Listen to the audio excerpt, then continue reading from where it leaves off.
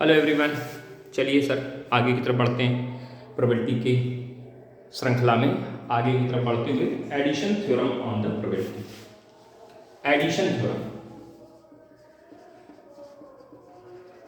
Addition theorem,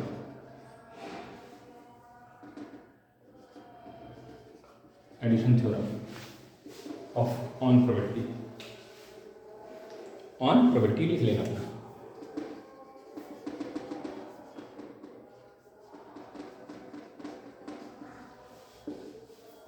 ठीक, अब मान लीजिए आपके पास दो इवेंट हैं, एक इवन इवेंट है, एक ई टू इवेंट है, या एक ए इवेंट है या बी इवेंट, कुछ भी मान सकते हैं। Let there are two event, E1 and E2। Let there are two event E1 and E2। ठीक है, बोलो भैया।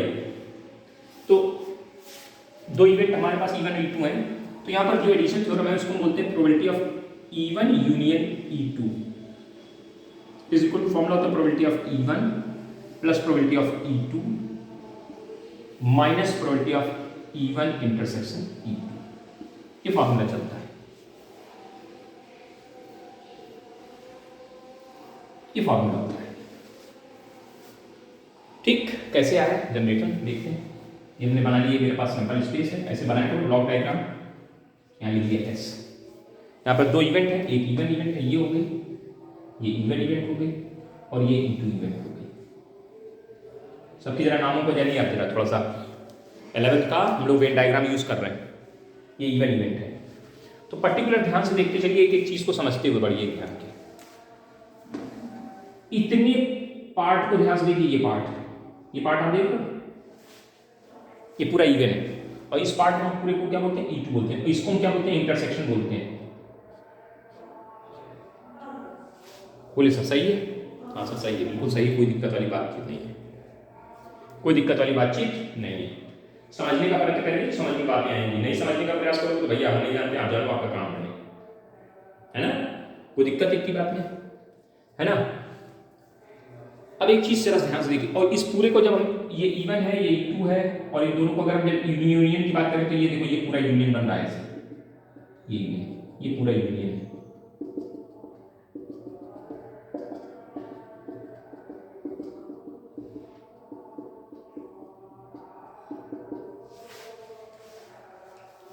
देख लो, चेक कर लो, हम आपको प्रूफ बता रहे कैसे निकला है, ताकि आपको समझ में आ जाए कि फॉर्मूला, फिर इसको कैसे हम यूज करेंगे बाद में अपना सब चीजें, सब इस चीज। अभी एक चीज और सुनिए ध्यान से देखिए, इतने पोर्शन को, ये इतना क्लियर हो, अलग समझा दे रहे हैं। इधर ऐसे बनाया, फिर से हमने ये जो पोर्शन है, इस पोर्शन का पर्टिकुलर कुछ नाम होता है, इस पोर्शन का। इसमें इवन इवेंट घटित हो रही है, इवन इवेंट हैपनिंग है, और लेकिन E2 की हैपनिंग नहीं है, तो इसको बोलते हैं इवन हो और E2 ना हो। इवन की हैपनिंग हो रही है, इवन की हैपनिंग हो रही और E2 की नहीं हो रही है। एंड नॉट के लिए इसके ऊपर बार लगाए, डैश लगा दे रहे हैं इसे। इवन हो रही और E2 नहीं हो रही है, बोलो सही है? ऐसे इसका क्या नाम होगा सर? इसका नाम होगा E2 हो रही है, इवन नहीं हो रही, तो इवन की नॉट हैपनिंग है और इंटरसेक्शन E2। और इसका नाम आप जानते हैं, इवन इंटरसेक्शन E2। इसका क्या नाम है, इस वाले का, बीच वाले का क्या नाम है? Even intersection E2, even intersection E2। थोड़ा सा थ्योरी के कॉन्सेप्ट वेन डायग्राम समझा रहे हैं आपको। अब जरा इस पूरे ब्लॉक को देखिए, इस पूरे ब्लॉक का नाम इवन है, तो इवन को हम लोग कैसे लिख सकते हैं? इवन जो होगी, ये प्लस इसके बराबर होगी कि नहीं, इसके और इसके बराबर कहलाएगी कि नहीं कहलाएगी? ये प्लस ये कहलाएगी कि नहीं कहलाएगी? ध्यान से देखिए, E one event is equal to E one intersection E2 dash union, union मतलब जोड़ लो, किसको? E1 intersection E2। बोलो E1 इसके बराबर कहलाएगी कि नहीं कहलाएगी? जरूरत पड़ने पे आप ऐसा यूज कर सकते हो। और माने होता है जोड़ना, जब इसको इधर भेज देंगे तो हम अगर इसकी पर्टिकुलर बात करेंगे तो इसमें इसको घटाना पड़ा करेगा, है ना, ऐसे इसकी बात। तो अब जरा आइए कायदे से इसको समझने का प्रयत्न करते हैं, शुरुआत करते हैं। क्लियर हो गए ना सब बातें? इसका क्या नाम, इसका क्या नाम, इसका क्या नाम? तो जरा समझिएगा, E1 यूनियन E2 को हम लोग लिख सकते हैं E1 यूनियन E2 को हम लोग कह सकते हैं, बोल सकते हैं, समझा सकते हैं, बता सकते हैं, क्या बता सकते हैं कि ये E1 intersection E2 dash union E1 dash intersection E2 dash E2 union E1 intersection E2 के बराबर है। यानी हम कहेंगे अगर इस पूरे को देखा जाए, पूरे को, तो ये प्लस ये तीनों की वैल्यू को जोड़ने से ही तो मिल रहा है, और यूनियन काम करता है जोड़ने का। हाँ सर, ये बात तो सही लिखी है आपने। यानी हम लोग इसको ऐसे लिख सकते हैं कि number of element of E1 inter union E2, number of element of E1 union E2 बराबर होगा number of element of E1 dash intersection E2 dash. Number of element plus number of element of E1 dash intersection E2 plus number of element of E1 intersection E2। लिखा पढ़ी कर लीजिएगा जल्दी जल्दी ताबड़तोड़। अब इसकी वैल्यू यहां से निकालिए। नंबर ऑफ एलिमेंट की बात करेंगे, जब इसके नंबर ऑफ एलिमेंट की बात करें तो इसके नंबर ऑफ एलिमेंट से ये एलिमेंट घटेंगे, यानी यहां क्या लिख जाएगा, यहां लिख जाएगा number of element of E1 minus number of element of E1 intersection E2। ऐसे इसके प्लेस पे number of E2 minus number of E1 intersection E2 और प्लस लास्ट में आपको number of E1 intersection E2 लिखा ही हुआ है। बोलो सही है? सही है ना? इसको यहां मिटा लेना थोड़ा ऊपर जगह बनाने के लिए। तो ये क्या आ गया, number of E1 union E2 is equal to number of E1 plus number of E2। देखो ये और ये जुड़ गया, और ये देखो ये कट गया, ये और ये लास्ट वाला, और minus number of E1 intersection E2। अब इस पूरी लाइन में NS से डिवाइड कर दो, divide by NS, divide by NS क्या आ जाएगा, probability of E1 union E2 upon NS is equal to NE1 upon NS plus NE2 upon NS और minus N intersection of E1 intersection E2 upon NS। यहाँ पर नहीं लिखा है, इसके अपन ये नहीं लिखा जाएगा, ये बन गया, ये बन गया, देखो बन गया, प्रूफ हो गया फॉर्मूला, प्रूफ हो गया सर, फॉर्मूला प्रूफ हो गया सर। और साथ ही साथ हमने कई चीज़ों को जान लिए कि अगर कहीं पर हमारे पास इसकी वैल्यू पूछ रहे हैं E1 इंटरसेक्शन E2 की, तो हम क्या करेंगे, E1 की प्रोबेबिलिटी में से इंटरसेक्शन की इसकी प्रोबेबिलिटी को सब्ट्रैक्ट करने फैक्टर से बाहर आ जाएगी, मतलब E1 हो और E2 ना हो, find out the probability happening of E1 and not happening of E2। तो हम इसकी बात कर रहे हैं, happening of E2 and not happening of E1, हम इसकी बात कर रहे हैं। ये बातें आपको क्लियर हुई होंगी, इसी शब्दावली में आपको ये बात भी आपको समझ में आ जानी चाहिए। चलिए सर, इतनी बात समझ में आ गई? हाँ सर समझ में आ गई, इतना काम खत्म करिए, मिटा दीजिए। अब फॉर्मूला डेरिवेट हो गया, कैसे आया समझ में आ गया। इसी को हम लोग बोलते हैं यूनियन प्रोबेबिलिटी। क्या नाम होता है इसका नाम? दूसरा नाम हम जो यूज करेंगे सब यूनियन प्रोबेबिलिटी। इसका क्या, इसको क्या बोलेंगे, इसका नाम होगा यूनियन प्रोबेबिलिटी। कौन सी प्रोबेबिलिटी? यूनियन प्रोबेबिलिटी, यूनियन, क्योंकि यहां यूनियन शब्द यूज किया गया है। जब आप सवाल पढ़ोगे तो सवाल में जब ये शब्द आपको सुनाई दिखाई देने लगे, और हिंदी में या, हिंदी में क्या दिखाई देगा, या, अगर ये शब्द आपको सवाल में दिखाई देंगे तो आपको समझ लीजिए फॉर्मूला लगाना। बिल्कुल ध्यान रखिए, अगर सवाल में कब यूनियन प्रोबेबिलिटी यूज करेंगे, जब सवाल में और शब्द का यूज होगा। Find out the probability of this और दिस, एंड शब्द नहीं लगेगा, और लगाएंगे तो यूनियन प्रोबेबिलिटी, फॉर्मूला ये। अब इसी में थोड़ी सी और बात बढ़ती है, तो ये शब्द समझ लेना, इन शब्दों पे शब्दावली पे काम हम लोग करेंगे, जब हमें और दिखाई देगा यूनियन प्रोबेबिलिटी लगाएंगे। अभी दिखाएंगे सवालों में आपको। If E1 and E2 are mutually exclusive event, समझाया था म्यूचुअली एक्सक्लूसिव इवेंट क्या होती है, जिनमें कोई चीज कॉमन ना हो। अगर E1 and E2 are mutually exclusive, इसका मतलब हो गया क्या, probability of E1 intersection mutually exclusive. तो इसका मतलब क्या होगा, पहले ऐसे लिखो, पूरा पूरा नंबर हटाओ, ये भी हटाओ, E1 इंटरसेक्शन E2 में कोई चीज कॉमन नहीं होगी, यानी कोई चीज कॉमन नहीं होगी, ऐसा सेट बनेगा। इसमें एलिमेंट कितने हैं, N1 इंटरसेक्शन N2 की वैल्यू कितनी होगी सर, 0 होगी। इसका मतलब number of N1 intersection N2 upon NS से डिवाइड कर दिया, इधर डिवाइड करें तो 0 रहेगा। ये प्रोबेबिलिटी बना रहा है किसकी, ये प्रोबेबिलिटी बना रहा है किसकी, E1 इंटरसेक्शन E2 की वैल्यू कितनी आ जाएगी, 0 आ जाएगी। यानी अगर E1 E2 mutually exclusive event है तो E1 इंटरसेक्शन की वैल्यू कितनी होगी, 0। अब ये उठा के जब यहाँ रखेंगे तो हमारे फॉर्मूला क्या बन जाएगा, probability of E1 union E2 is equal to probability of E1 plus probability of E2। यानी ये बताया गया कि अगर E1 E2 mutually exclusive event हैं तो उनकी प्रोबेबिलिटी, उनकी दोनों की होने, उनमें से होने की जो प्रोबेबिलिटी होगी, E1 या E2 के होने की जो प्रोबेबिलिटी होगी वो ये होगी, probability of E1 plus probability of E2। इसी को बोलते हैं एडिशन थ्योरम, इसी के लिए इसका नाम रखा गया एडिशन।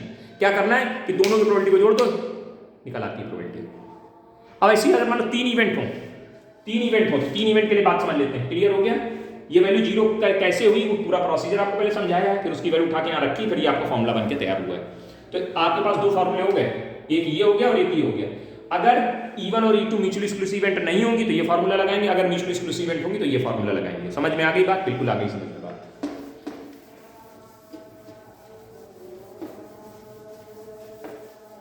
आओ, अब 3 इवेंट अगर एक साथ हो, अब उसका डेरिवेशन नहीं करेंगे, सिर्फ फॉर्मूला लिखेंगे, तो तरीका आपको समझा चुके हैं। Probability of E1 union E2 union E3, E1 union E2 E3, probability of E1 plus probability of E2 plus probability of E3 minus probability of E1 intersection E2 minus probability of E2 intersection E3 minus probability of E3 intersection E1 और plus probability of E1 intersection E2 intersection E3। अब कोई जरूरी E1 E2 E3, हम ABC भी event का नाम use कर सकते हैं, है ना। हम FGH का यूज कर सकते हैं, AEFG का यूज कर सकते हैं। तो नाम जैसे होंगे वैसे अपना फॉर्मूला बना लेंगे इन लोग। ये हो गया। ये जब 3 इवेंट की बात करेंगे तो ये फॉर्मूला लगेगा यूनियन प्रोबेबिलिटी में। और अगर if E1 and E1 comma E2 and E3 are mutually exclusive event, then क्या हो जाएगा भैया? तो फॉर्मूला आपका ये बन जाएगा, probability of E1 union E2, सारे इंटरसेक्शन जीरो हो जाएंगे। E3 बराबर probability of E1 plus probability of E2 plus probability of E3। ये जीरो ये जीरो ये जीरो सब जीरो हो जाएगा, E1 का तैयार हो जाएगा। तो यही है, यही एडिशन थ्योरम से होती है। मतलब जब हम और शब्द का यूज हो रहा होगा और हमको म्यूचुअली एक्सक्लूसिव इवेंट दिखाई दे रहे होंगे तो हम सीधे सीधे उनकी प्रोबेबिलिटी का सम कर देते हैं। तरह से फॉर्मूले का डेरिवेशन, तीनों के फॉर्मूले बता दिए, तरीके वैरायटीज के सामने आपके रखे हुए। अब आइए सर सवालों को देखते हैं। सवाल देखेंगे, समझ में आएंगे, तब हमको कुछ चीजें क्लियर होंगी कि अच्छा अच्छा ऐसे सवाल लगाने हैं, है ना। हाँ ठीक, कोई दिक्कत? इसको बोलते हैं एडिशन थ्योरम, हम बोलेंगे यूनियन प्रोबेबिलिटी। उम्मीद है विश्वास है आप समझ गए होंगे, उम्मीद है विश्वास है कि आप समझ गए होंगे, है ना। अब आइए कुछ और रिमार्क्स लिख लेते हैं, जैसे प्रोबेबिलिटी ऑफ, अभी हमने आपको समझाया था ग्राफ बना करके, probability of E1 intersection E2 dash, इसकी अगर बात करेंगे तो क्या निकलेगा? Probability of E1 intersection E2 dash. हमने भी आपको समझाया था, फिगर आप फिगर बना लेते हैं, जल्दी समझ में आएंगी बातें ऐसे।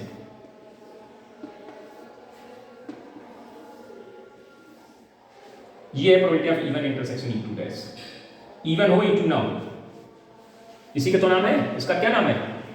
इसका नाम है E1 इंटरसेक्शन E2 डैश। तो प्रोबेबिलिटी की जब बात करेंगे तो इसका मतलब बड़े गोले में से, यानी प्रोबेबिलिटी ऑफ E1 में से हमने किसको घटा दिया? Probability of E1 intersection E2 को घटा दिया। अगर इस बड़े गोले में से ये वाली प्रोबेबिलिटी निकाल दी जाए तो इतनी तो बचेगी। अगर इस बड़े गोले की प्रोबेबिलिटी में से इस गोले की इतनी पार्ट की प्रोबेबिलिटी निकाल दें तो इतनी प्रोबेबिलिटी बचेगी नहीं बचेगी? बना फॉर्मूला कि नहीं बना?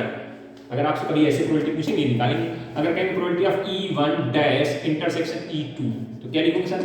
E2 में से हम E1 इंटरसेक्शन E2 को घटा दें। सबके नाम बताओ नहीं, इसका क्या नाम होता है? इसका नाम होता है E1 dash intersection E2। E2 हो E1 ना हो, इसका क्या नाम होता है? इसका नाम होता है E1 intersection E2।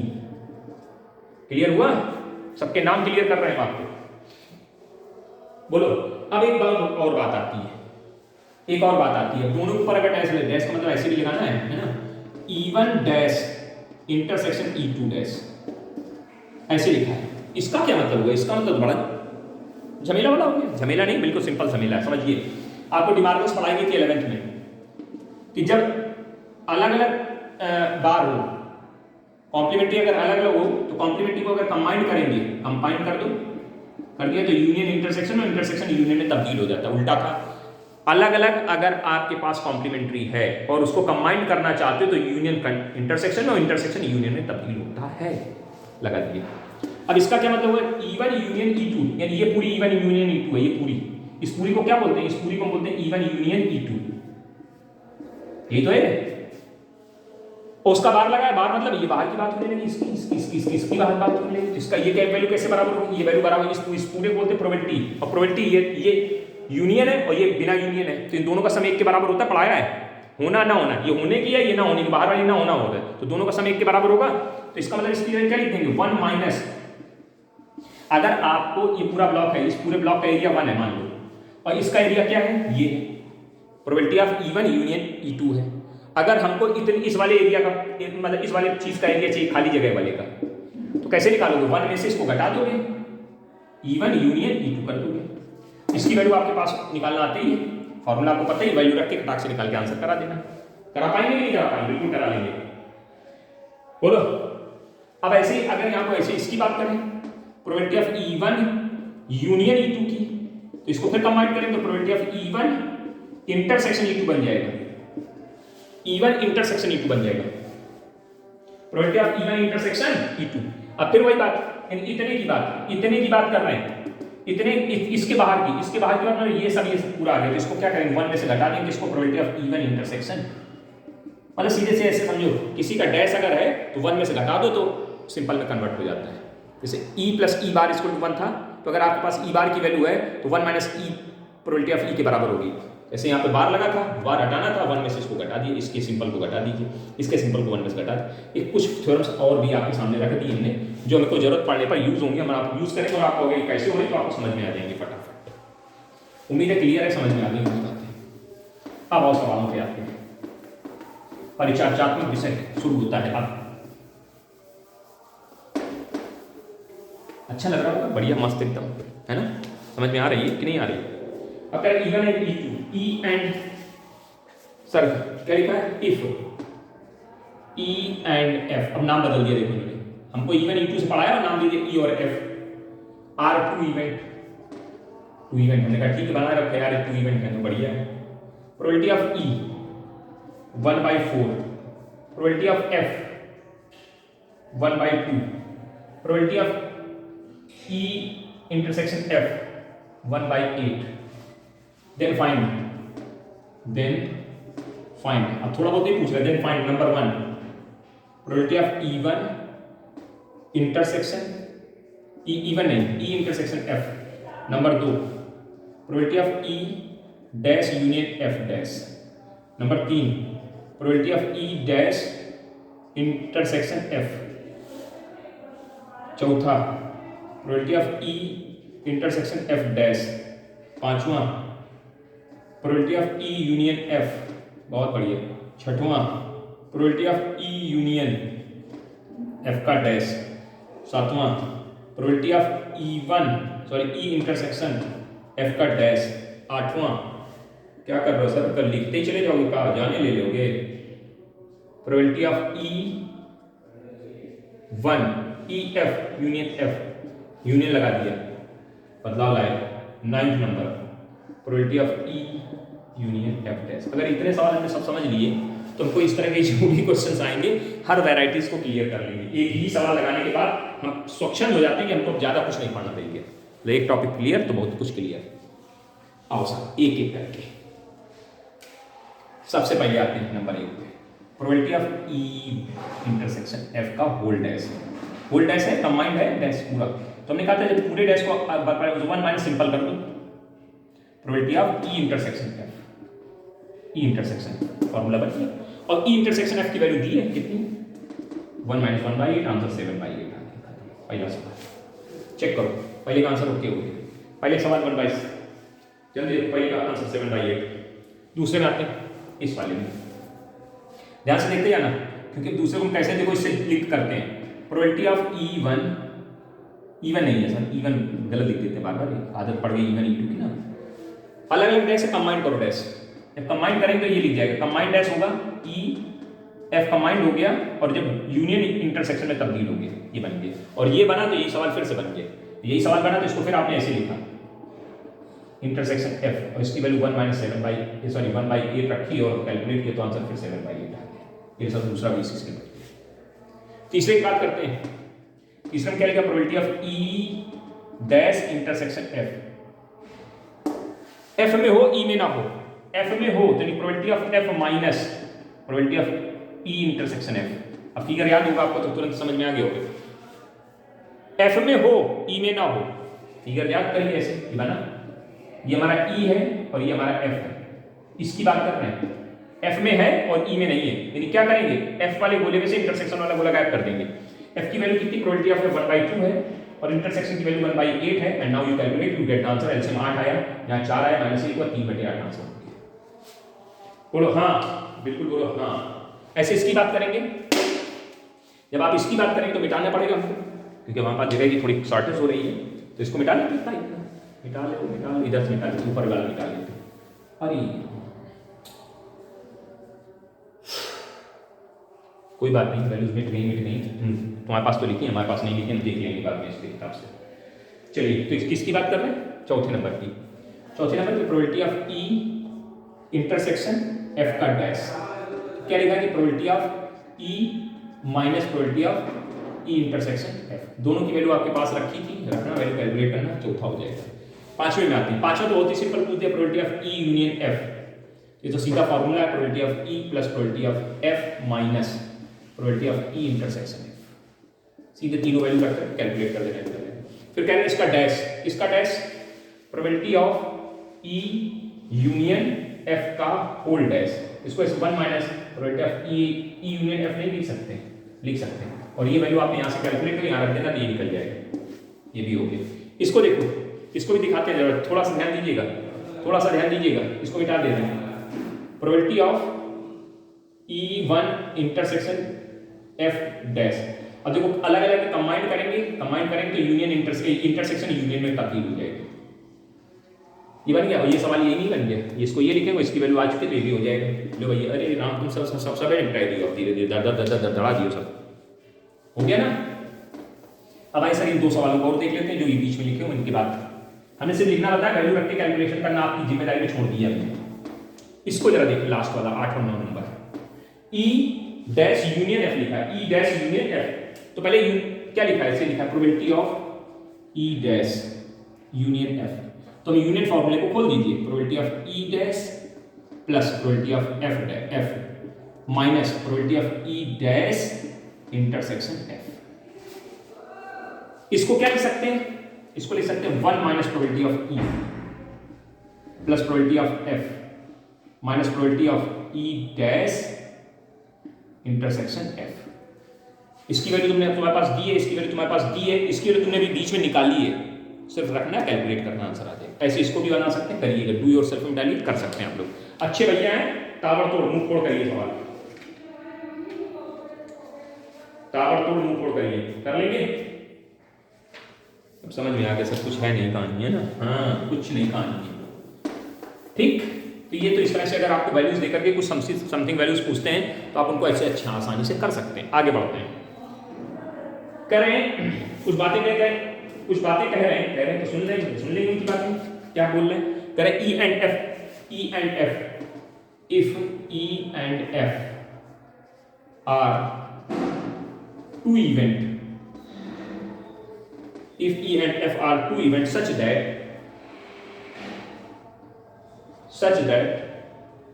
probability of E union F is equal to 0.6, probability of E intersection F 0.3, find probability of E dash plus probability of F dash, इसकी वैल्यू मांग रहे हैं उससे। देख लो भाई, चेक कर लो, कहीं कोई दिक्कत हो तो बता दो। आपको ये दे दिया गया है और ये मांग रहे हैं।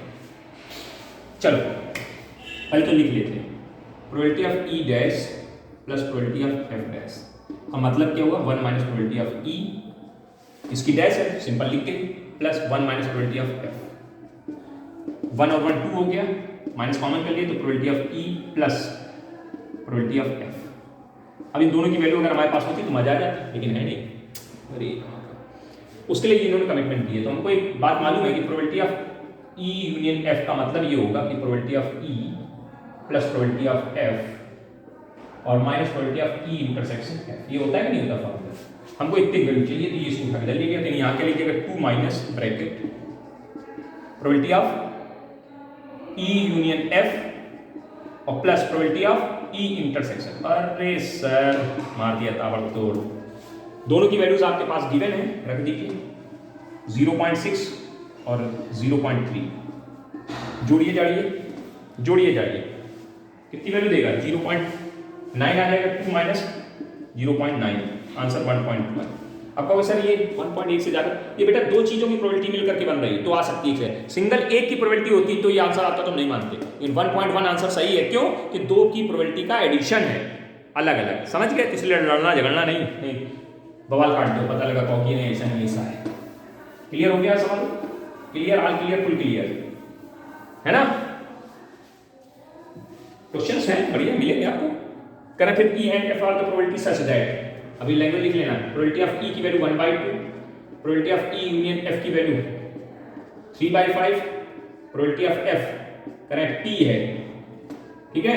तो करें find P if E and F are mutually exclusive। अरे नाटक क्या करा भैया हमने फॉर्मूला लिखा, probability of E union F is equal to probability of E plus probability of F minus probability of E intersection F। और ये mutually exclusive है, इसकी वैल्यू कितनी हो जाएगी? 0 हो जाएगी। अब किसकी वैल्यू पूछी है? अब देखो इसकी वैल्यू दे रखी कितनी 3/5 रख दिया, इसकी वैल्यू 1/2, इसकी वैल्यू p और इसकी वैल्यू तुमको मालूम है 0। यहां लिखना if even and two are mutually exclusive तो this implies probability of e intersection f की वैल्यू भी आपको दी है कितनी, वो 0 है। सब वैल्यू रख के इसको कैलकुलेट नहीं कर पाओगे तो p की वैल्यू कितनी आ जाएगी 3/5 माइनस 1/2, एलसीएम कितना 10, कितना आएगा 2 6 माइनस 5 1/10 आंसर बना देगा p का। उम्मीद है विश्वास है कि आपको समझ में आ गया होगा। आगे कि नहीं आगे? कुछ नहीं है, सिर्फ समझदारी दिखनी, समझदारी। फॉर्मूले को अपने आप में रख लेना है कि ये वैल्यू पूछ रहे हैं, ये चीज निकालने कह रहे हैं, ऐसे से करना, ऐसे से घूमना, ऐसे से उड़ा देना। अगला क्वेश्चन सुनिए, कह रहे हैं card is drawn, A card is drawn from the 52 cards. अब देखते हैं ना ए, अब देखो इसमें कैसे हम यूनियन प्रोबेबिलिटी का यूज होगा। A card is drawn from a pack of 52 cards, a pack of 52 cards. Find out the probability of getting, find the probability of getting, ठीक है? थोड़ा सा अंग्रेजी इतना सही कर लेना। Number 1, a jack or a queen, एक नंबर। दूसरा number a king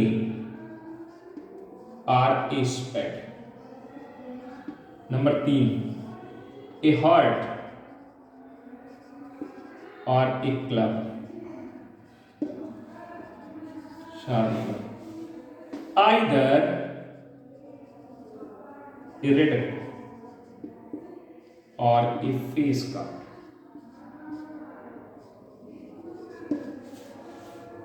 5 number neither a heart nor a king। 6 number neither an ace nor a jack। इस सवाल को क्लियर करेंगे तो बहुत कुछ सीखने को प्राप्ति होगी।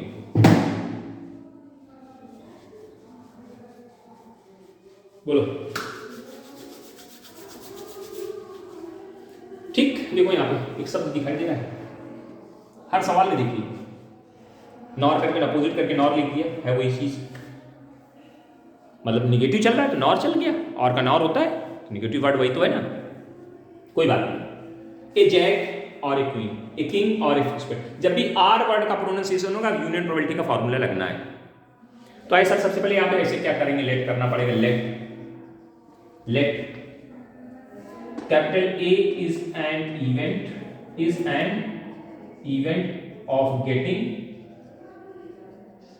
jack and capital B is an event of getting queen। ऐसे लिखना पड़ेगा भाई, दो इवेंट हमने मान लिए, एक A और एक B। तो पूछ क्या रहे हैं, probability of A union B पूछ रहे हैं आपसे। ठीक, देख लो, चेक कर लो, कोई दिक्कत नहीं है। Jack or queen. अब आइए सर, इसका फॉर्मूला है pulling the probability of A plus probability of B minus probability of A intersection B. तो एक बात बताइए, कितने जैक होते हैं गड्डी में? 4 होते हैं। तो जैक की प्रोबेबिलिटी कितनी होगी? 4/52 होगी। Probability of Jack 4/52। क्वीन कितनी होती है? 4/52। अब एक बात बताओ, क्वीन में और जैक में कोई चीज कॉमन है? नहीं है। क्वीन अलग है, जैक अलग है, कोई चीज कॉमन नहीं है।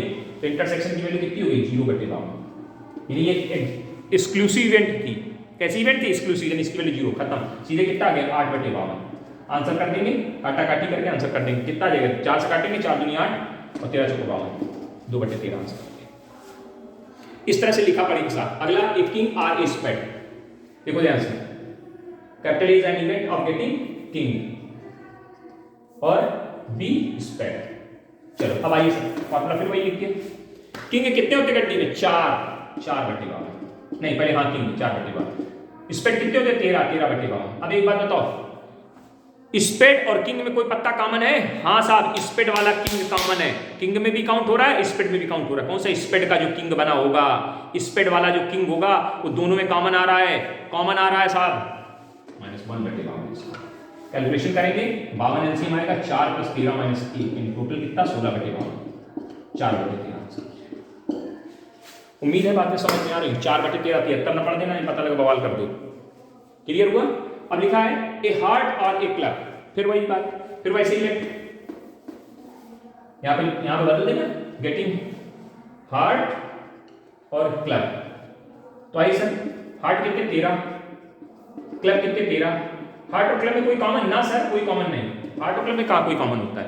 हार्ट अलग होता है रेड कलर का, क्लब 13 पत्ते अलग होते हैं काले कलर के, अलग हो गए। 26/52 आंसर 1/2। 0/52 समझ में आ रहा है? क्योंकि एक्सक्लूसिव इवेंट बनी। यहां पे आइए, ये हो गया, ये हो गया, ये हो गया, ये निपट गए। Either red or a face card. Either red, या तो रेड कार्ड हो या फेस कार्ड हो। फिर वही लेट कर लेंगे, फिर वही let. Capital is an event of getting कौन सा कार्ड? रेड कार्ड और बी फेस कार्ड। अब रेड कार्ड कितने होते साहब? 26 रेड होते हैं सर, 26/52। फेस कार्ड कितने होते सर? फेस कार्ड पढ़ाए थे 12/52। फेस कार्ड 3 3 3 3 4, तो 12/52। अब एक बात बताओ, इन फेस कार्ड में और रेड कार्ड में 6 पत्ते ऐसे हैं जो दोनों में जा रहे हैं। 6 रेड कार्ड ऐसे हैं जो फेस कार्ड में काउंट हो रहे हैं। 6 रेड कार्ड फेस काउंट के अंदर घुसे हुए, तो कॉमन में 6 हो गए, 6/52। एंड एलसीएम कितना आया? अब गड्डी क्लियर होगी तो फटाफट समझ में आ रहा होगा। भाई देखो, आपके पास कितने फेस कार्ड हैं? 12। और रेड कार्ड कितने? 26। 26 रेड हो गए, ठीक है, 12 फेस हो गए। तो जो रेड वाले फेस कार्ड हैं वो इसमें भी तो काउंट हो रहे हैं और इसमें भी तो काउंट हो रहे हैं, तो 6 कॉमन नहीं हुए? कॉमन करा दिए, घटा घटी कर दी। 20 20 बार 32 32 आ जाएगा। देख लो, ये 20 बचा, 20 में 12 जो 32, 32/52 काट दीजिए। कितने से? 4 से काटिए, 4/32 और 13 चौको 52, 8/13 आंसर आ जाएगा। देख लो, चेक कर लो कहीं कोई दिक्कत हो। Alina neither heart nor king. ये यहां बदलाव लाए, नाइदर हार्ट नॉर किंग। इसका मीनिंग बदल लेंगे हम, इसका मीनिंग बदलेंगे, यहां से समस्याएं समझी जाएंगी। थोड़ा सा दिमाग है। ए इज इवेंट ऑफ गेटिंग, ये क्या लिखा? हेड नहीं होगा, हार्ट होगा। हार्ट, गेटिंग हार्ट और किंग। अब इसका मतलब पढ़िए, नाइदर लगा है तो ऐसे इसका प्रोबेबिलिटी नाइदर लग गया। नाइदर मतलब बात लगा दी, neither heart nor a king, neither heart nor a king. भैया समझिए ध्यान से, neither heart and nor a king. ना तो हार्ट हो और ना ही किंग हो। क्या मतलब है बताओ भाई? ये बना ध्यान दो, नॉर जब अपोजिट चलता है तो नॉर मतलब इंटरसेक्शन यूज करते हैं, उल्टा यूज करने लगते हैं। इसमें डिमार्गस पढ़ी है तो उल्टा शब्द चलने लगता है। तो इसको अगली स्टेप में क्या लिखा गया होगा? इसको लिखा गया ये लिखा गया होगा, और फिर इसको क्या लिखा गया? 1 - ये लिखा गया होगा। चेक कर लो। या फिर दूसरे शब्दों को सीधे सीधे लैंग्वेज में आते हैं, भाषा के रूप में आते हैं। क्या लिखा है? Probability of neither a heart nor a king equal to 1 - neither है, सबको 1 में से घटाओ, नाइदर को आइदर बदल दो। आइदर ए हार्ट और ए किंग। अब इसको जब लिखोगे तो 1 माइनस आइदर ए हार्ट यानी ए यूनियन बी, ये तब भी ऐसे बन जाएगा। ऐसे समझो चाहे ऐसे। अब इसकी वैल्यू तुम निकाल चुके हो ना, निकाल लोगे कि नहीं?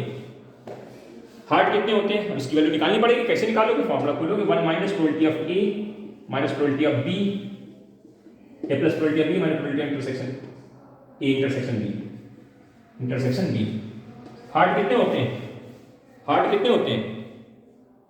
13। 1 माइनस 13/52 दिख रहा है? अभी तो दिख रहा है 13/52। और हार्ट का किंग कितने होते हैं? 4/52, 4/52। और एक चीज खासियत देखिए कि एक हार्ट का किंग कॉमन होता है। कैलकुलेशन करिए, 16/52 आएगा अंदर से। कितना आएगा यहाँ पे? 1 माइनस 16/52, 1 माइनस 4/13। एलसीएम लेके सॉल्व कर लो, 9/13 आ जाएगा आंसर। आगे वो समझ में, ऐसे इसको कर लेंगे neither and ace nor a jack. उम्मीद है, विश्वास है कि अब आपको कुछ पल्ले तो गिरने लगा होगा कि ये नाइदर आइदर पाइदर साइदर चलेंगे तो हम लोग कैसे स्पाइडर लगाएंगे। कर लेंगे क्वेश्चन अब तो समझ में आ गया होगा भाई, ये भी नहीं आया है, अब तो आ गया सर जी, मजा आ गई। आगे देखो अगला क्वेश्चन, अगला क्वेश्चन छोटा छोटा क्वेश्चन आप जल्दी जल्दी मारेंगे। करें a card is drawn attending from the pack of 52 cards. NS की वैल्यू क्लियर करो, 52 कार्ड्स एनएस। करें find out the probability of that a card is drawn, a king और हार्ट और रेड, किंग हार्ट और red card, king और heart और red, ये तीन बातें चला दी उन्होंने, तीन बातें चल रही। नहीं एक मिनट, कुछ हमने गलत पढ़ दिया क्या? हाँ ठीक तो है, हाँ किंग हार्ट रेड, तीन वैरायटी चल रही। किंग 4, ए वेट 4, बी हार्ट, हार्ट कितने होते हैं? हार्ट कितने होते हैं? ध्यान से समझो, इसमें थोड़ा दिमाग खेला है इन्होंने। King or heart or red, ध्यान से देखिए, हार्ट कितने? 13 और रेड कितने? 26 का। ऐसे बना। प्रोबेबिलिटी किसकी पूछ रहे हैं? तीनों की, A union B union C की पूछ रहे हैं। Probability of A plus probability of B plus probability of C minus probability of A intersection B minus probability of B intersection C minus probability of C intersection A plus probability of A intersection B intersection C. अब सबकी value जरा चाहिए हो, ध्यान से देखो। King और heart में कॉमन कितना? Probability of A intersection B की बात करते हैं। हार्ट और किंग, हार्ट और किंग में एक पत्ता कॉमन होता है साहब, जो हार्ट का किंग होता है वो दोनों में है। फिर ये क्या है? ये हार्ट है और ये रेड है। रेड कार्ड में हार्ट कितने पत्ते कॉमन आ रहे हैं सर? बी इंटरसेक्शन सी। जितने हार्ट होते हैं सारे के सारे रेड होते हैं भैया, 13 पत्ते कॉमन होंगे। फिर रेड किंग, रेड किंग कितने होंगे? सी इंटरसेक्शन ए, कितने पत्ते आएंगे? 2 पत्ते होंगे, जो रेड भी होंगे और किंग भी होंगे। और फिर तीनों चीजें इनमें शामिल हो रही हैं, probability of A intersection B intersection C. इसकी बात बताओ, किंग भी हो, हार्ट भी हो, रेड भी हो। किंग 2 होते हैं, रेड 26 होते हैं, 13 हार्ट होते हैं, तो रेड और हार्ट में 13 कॉमन है, ठीक है। फिर उसके साथ एक किंग है, तो एक ही पत्ता कॉमन आ रहा है साहब। जो किंग है इसका हार्ट का, वही तीनों में कॉमन आ रहा है। अब वैल्यू रख दो सबकी। ये कितना है? 4/52, ये कितना? 13/52, ये कितना? 26/52। यहां तक समझ में आ गया? माइनस 1/52 प्लस 13/52 प्लस 2 प्लस नहीं सॉरी माइनस है तो माइनस 52 और प्लस लास्ट में 1/52। सब कैल्शियम तो सेम ही आएगा। हाँ क्या सर 52 कितना? इसको तो वैसे उड़ा दो, खत्म करो, जो नहीं रहे नहीं रहे, अच्छी बात है। 4 और 26, 4 26 30, 30 में से एक चला गया, 30 में एक, ये भी तो चला गया, इसको खत्म, 30 में से 2 चला गया, 28, 28/52, 4 से काटो 7/13, आंसर 7/13, बिल्कुल सही, correct answer, correct answer, correct correct correct answer. कर पाएंगे? मतलब यहाँ पे 3 इवेंट देखो एक साथ खेलिए, खेलेंगे खेलेंगे खेलेंगे खेलेंगे, सवाल है तो खेलेंगे ही भैया, सवाल है तो खेलेंगे ही। और वर्ड आए तो यूनियन प्रोबेबिलिटी के फॉर्मूले लगेंगे और उनको लगाना है, लगा करके सवाल को लगाना ही आपका दिमाग है। कितने समझ में आया? करें card is drawn attendant from the 52 cards, find out the probability the card is either jack or king or queen or ace. 4 event हो गए। किंग, तो यहां पे हम अब एक शब्द चलाएंगे आरपी, ज्यादा लिखने की जरूरत ना पड़े, तो required probability equal to probability of king और लगाए तो plus probability of queen plus probability of jack plus probability of king queen, क्या क्या बोला था, jack king queen and ace, last में एस। अरे एक बात बताइए, कोई पत्ता कॉमन आएगा इन चारों इवेंट में? कोई पत्ता कॉमन म्यूचुअली एक्सक्लूसिव इवेंट है, यहां ऊपर लिख देना getting king queen jack and ace are mutually exclusive event, then ये एडिशन प्रोबेबिलिटी लिखते हैं कितनी कितनी, 4/52 4/52 4/52 4/52 है ना, 1/13 1/4 4/13 आंसर आ जाएगा। तो हमें लग रहा है कि आपको पल्ले गिर रहा होगा कि नहीं गिर रहा है, गिर गया ना। इस तरह के क्वेश्चन आएंगे, आप इनको करिएगा, पर्याप्त मात्रा में आपको समझ में आ गया होगा। ठीक है, अगला हमारा जो टॉपिक होगा वो टॉपिक का नाम है कंडीशनल प्रोबेबिलिटी। क्या नाम होगा? Conditional probability. नेक्स्ट वीडियो में हम आपके सामने होंगे कंडीशनल प्रोबेबिलिटी के साथ। तब तक बने रहिए, लगे रहिए, करते रहिए। सवाल अब आपको ढूंढने खुद करने, टॉपिक हम बता रहे हैं, समझा रहे हैं, टॉपिक टू टॉपिक बताते जा रहे हैं, इस पर एग्जाम्पल भी पर्याप्त मात्रा में करवा रहे हैं। सवालों को ढूंढिए, करिए, जिम्मेदारी से करिए। मजा तभी आएगा जब आप बनोगे कुछ काम करने लायक, नहीं तो कुछ नहीं होने वाला है।